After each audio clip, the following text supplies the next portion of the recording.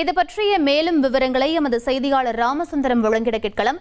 ராமசுந்தரம், விவசாயிகள் போராட்டத்திற்கான காரணம் என்ன? தற்போது நிலவக்கூடிய சூழலை பதிவு பண்ணுங்க. அதாவது நெல்லை மாவட்டத்தில் கடந்த வடகிழக்கு பருவமழை காலமான நவம்பர் முதல் பிப்ரவரி மாதம் வரை அறுவடை, அதாவது பயிரிடப்பட்ட நெல் கடந்த மார்ச் மாதம் அறுவடை செய்யப்பட்டது. விவசாயிகளிடமிருந்து நேரடியாக மத்திய மற்றும் மாநில நெல் கொள்முதல் நிலையங்கள் மூலம் நெல் பெறப்பட்டு அதனை விற்பனை செய்து அதற்கான பணம் வங்கி கணக்கில் வர வைக்கப்பட்டு வருகிறது.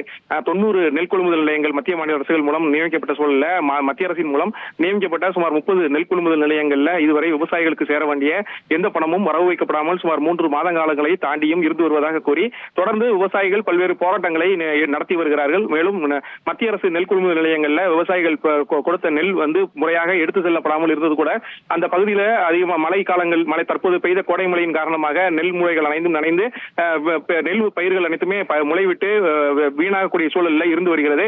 இந்த சூழல்ல பணமும் தரப்படாமல் இருப்பதாக கூறி தொடர்ந்து போராட்டங்கள் நடந்து வந்த நிலையில இன்றைய தினம் அனைத்து விவசாயிகள் சங்கத்தின் சார்பில் நெல்லை மாவட்ட ஆட்சியர் அலுவலகத்தை முற்றுகையிட்டு பெரும் போராட்டம் நடத்தப் போவதாக அறிவித்திருந்தார்கள். இந்த நிலையில மாவட்ட ஆட்சியர் அலுவலகத்தை மற்றும் அலுவலகம் சுற்றியுள்ள பகுதிகளிலேயும் 300க்கும் மேற்பட்ட போலீசார் பாதுகாப்பு பணியில் ஈடுபடுத்தப்பட்டார்கள். தொடர்ந்து அந்த பகுதி முழுவதுமே போலீசாரின் கட்டுப்பாட்டுக்கு கொண்டு வரப்பட்டது. இந்த சூழல்ல நெல்லை மாவட்ட விவசாயிகள் சங்கத்தினர் சார்பில் வண்ணார்பேட்டை பகுதியில் குவிய தொடங்கினார்கள். அவர்களை உடனடியாக பேரிகார்டுகள் கொண்டு தடுத்து நிறுத்தி அவர்களை வெளியேற விடாதவாறு போலீசார் தடுத்து நிறுத்தினார்கள். இந்த சூழல்ல விவசாயிகளுக்கும் போலீசாருக்கும் இடையே கடும் வாக்குவாதம் ஏற்பட்டது. எங்களது பணம் சுமார் 300 கோடி வரை நெல்லை மாவட்டம் முழுவதுமே விவசாயிகளுக்கு கொடுக்க வேண்டிய மத்திய அரசுடைய நிலுவைத் தொகை இருந்து வருகிறது.